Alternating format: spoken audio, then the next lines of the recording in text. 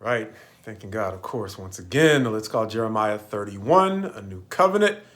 Don't remind me. Let's use that as the subtitle, the don't remind me part, at least in this chapter that begins with the first three verses saying, at that time, he will be the God of all the clans, calling them his people, no longer divided between the tribes of Judah and the tribes of Israel, saying that he's going to go on to promise them an everlasting love. Verses 4 through 9 going on to say that they will again prosper. A great company will return, however, with weeping and pleas for mercy, understanding, much like we saw in the book of Isaiah, the 2 days. This seeming to describe the day of restoration, preceded by the day of accountability. This seems to describe the march back from the days of accountability into the days of restoration. Verses 10 through 14 saying that this will be a thing that will seem to be witnessed by the entire world, as he will say, that it will seem to be clear that he who once scattered them will now gather them from those who were too strong for them, turning their mourning to joy. Verses 15 through 17, however, pausing to lament or record a period of lament that I think we'll see again in the new covenant, as it records the murder of innocents or one of the rulers or the Herod's attempts to stop the ascent of the Christ by murdering the newborns around his age. This seems to be the passage that refers to that, where it says in verses 15 through 17, as we mentioned once again, in Ramah there will be lamentation.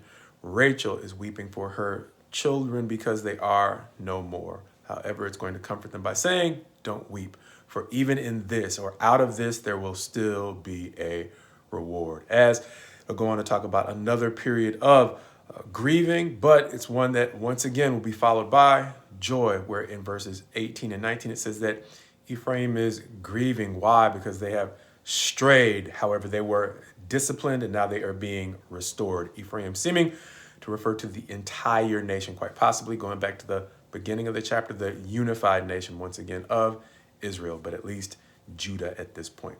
Going on in verses 20 through 25 to seem to show a response from God saying that they will indeed be restored, even though they are the ones who he is often speaking against. Even still, he will remember them. Verse 26, seeming to describe Jeremiah awaking from sleep, describing it as a sweet sleep, quite possibly because of all the restoration that is promised in spite of all of the difficulty that God has said they still have to look forward to. Whatever the reason, Jeremiah's sleep here in this verse 26, is described as being sweet, as the chapter will make a shift in verses 27 through 30 to say that God will no longer watch over them to discipline them, but he will watch over them to protect them. And as David seems to have mentioned in many of the Psalms, to hopefully appreciate a period where God is just making everything seem easy now. And so, like David appreciated those times in his life, God willing, they will make a shift to likewise greet God's grace and favor with a change in their character as well, because he is now promising to look after them, to prosper them, seeming to be super similar to what we've already seen in chapter 29.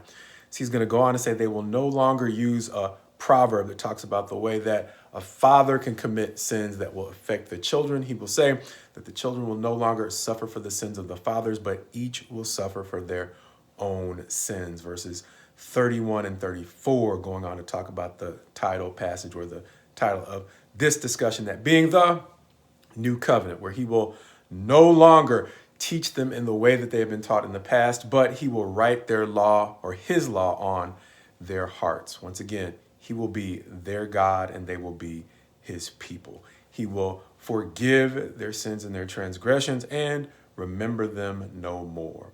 As verses 35 through 37 will seem to support that promise of a new covenant with a promise of the permanence, or regarding the permanence of Israel, saying that they will be as fixed a nation before him as the sun, the moon, the stars, and the sea. Or he's going to phrase it something similar to that. You will be as likely to remove Israel as a nation from before God as you will be likely to remove the sun, the moon, the stars, and the sea from before God. concluding this chapter by going even further to say in verses 37 through 40 that the days are coming when Jerusalem will be rebuilt and destroyed no more. All of those promises of permanence pointing me back to what I saw in the promise in, verses 31 through 34, the new covenant, going back to what we saw in the previous set of verses 27 through 30, when he said he will shift from watching over his people to discipline them to watching over them to prosper them.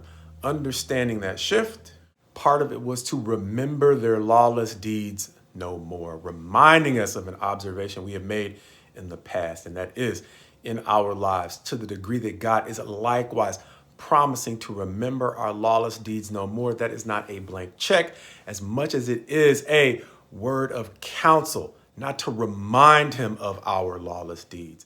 Stated another way, if he is going to forget our lawless deeds, it's probably a good idea for us to forget the desire to keep doing them. Reminiscent of the way that Jesus himself described final judgment in Matthew 13:41, or a parable that seems to be describing pretty clearly final judgment, when he says, the Son of Man will send his angels and they will gather out of his kingdom all causes of sin and all law breakers, reminding us that God is preparing for us a drama-free environment where he is willing to forget the drama of the past as long as we are too. Reminding me of why we sometimes say, or why I sometimes say, my prayer for you is my prayer for me. And while we still have time, we diligently seek for him to cleanse us of all the drama that he is cleansing out of his kingdom.